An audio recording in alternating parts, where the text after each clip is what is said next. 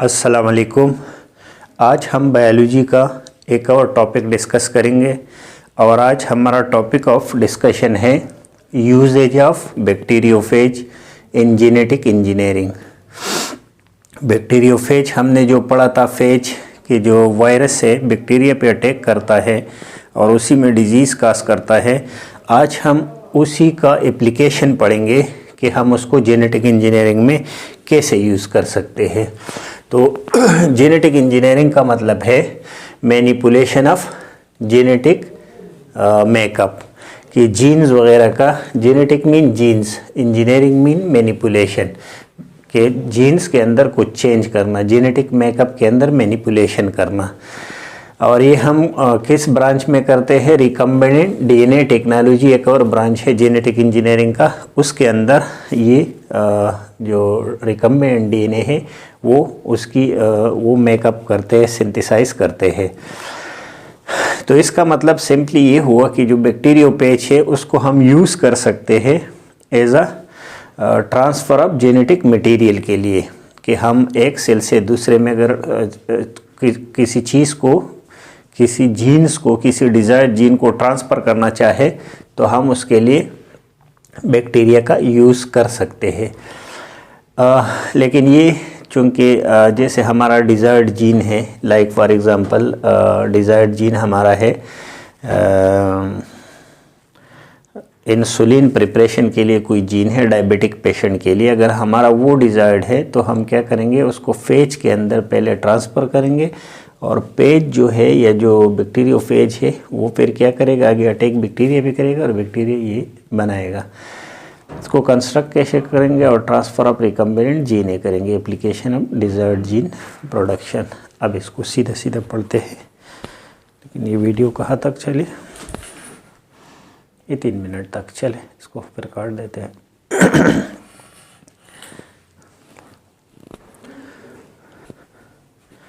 अस्सलाम वालेकुम।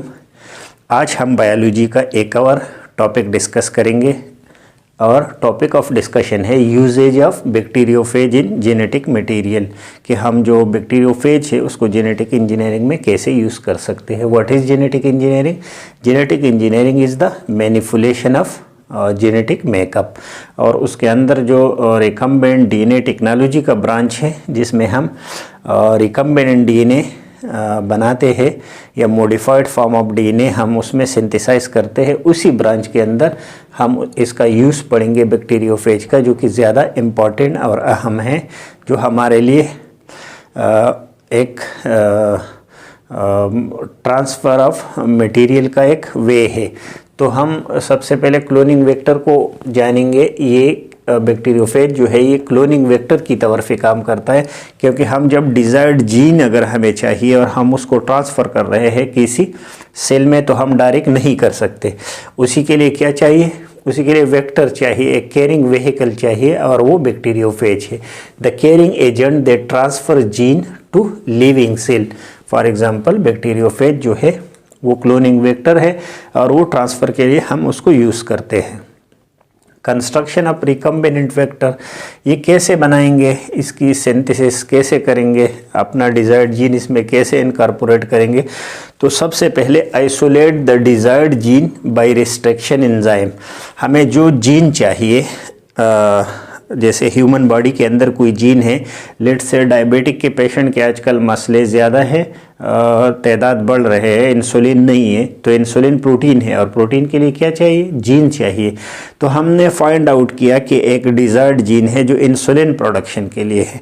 तो हम ह्यूमन बॉडी से या जहाँ से भी लेना हो, लेकिन हम ह्यूमन से सबसे पहले वो डिज़ायर्ड जीन, जैसे ये पूरा जीन है, तो इसमें से जो डिज़ायर्ड जीन है उसकी कटिंग करेंगे, जो जीन हमें चाहिए, और थ्रू रिस्ट्रिक्शन एंजाइम इसको अलग करेंगे। इस जीन को जो इंसुलिन प्रोडक्शन के लिए ज़रूरी है उस जीन को अलग करेंगे। सेकंड स्टेप में क्या करेंगे? Same size cut is made upon the phase DNA. अब जो फेज है, जो वायरस है, उसके डीएनए के ऊपर भी कट लगाएंगे सेम साइज़ का, और इसी रिस्ट्रिक्शन एंजाइम के थ्रू, ताकि हम ये डिज़ायर्ड जीन जो है ये इसमें इनकॉर्पोरेट करें। लेट से ये ब्लू ग्रीन वाला हमारे पास डिज़ायर्ड जीन है, और ये रेड वाला फेज का डीएनए है। तो हम इस पे कट लगाएंगे और ये जो जीन है इसी के अंदर इनकॉर्पोरेट करेंगे। तो अभी ये हमारे पास रिकम्बेंट डीएनए बन गया। ये फेज के अंदर जो आपको दिखाई देता है ये रिकम्बेंट डीएनए है। इसमें हमारा डिजायर्ड जीन भी है और फेज का अपना भी है। अब इस फेज को बैक्टीरिया के साथ सेम मीडियम में ट्रीट करेंगे। तो ये किसके ऊपर अटैक करेगा? हमने इसके लाइटिक साइकिल में पढ़ा था कि bacteriophage will attack on the bacteria. Now incubate the phase DNA in desired gene in the presence of ligase enzyme. तो हम लाइगेज एंजाइम के प्रेजेंस में इसको मिलाएंगे तो ये क्या करेगा?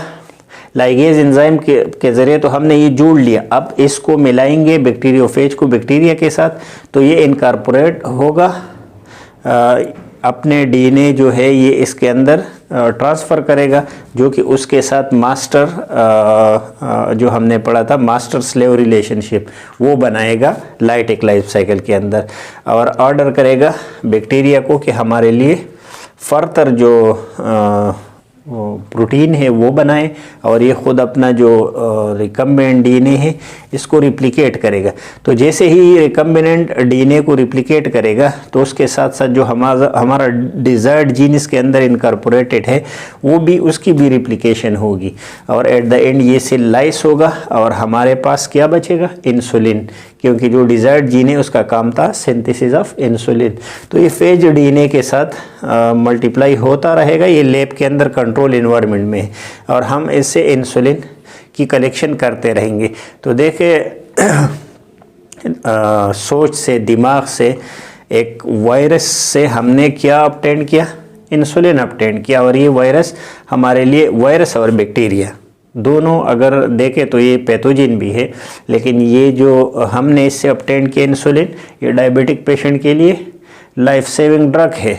और कैसे ऑब्टेन किया? इस तरीके से ट्रांसफर ऑफ रिकम्बिनेंट फेज किस तरह किया? Put the recombinant vector in bacteria in the same medium, the vector will transfer the modified DNA, जैसे हमने पढ़ा, into bacteria which will replicate inside the bacteria. और इसका यूजेस क्या हुआ, एप्लीकेशन क्या हुआ बैक्टीरियोफेज का जेनेटिक इंजीनियरिंग में? डिजायर्ड जीन प्रोडक्शन, हमें जो डिजायर्ड जीन चाहिए, इस केस में जो मिसाल के तौर पे हमने इंसुलिन लिया, हमें इंसुलिन वाला जीन चाहिए था तो हम उसकी प्रोडक्शन करते। डिजायर्ड प्रोटीन, हमें जो प्रोटीन चाहिए, अगर जीन हमने अपना डिजायर्ड बना लिया तो उससे हम डिजायर्ड प्रोटीन बनाएंगे। इस केस में इंसुलिन प्रोटीन है, और हमने किस चीज़ से बनाया? बैक्टीरिया से। तो ये एक एप्लीकेशन है बैक्टीरियोफेज का।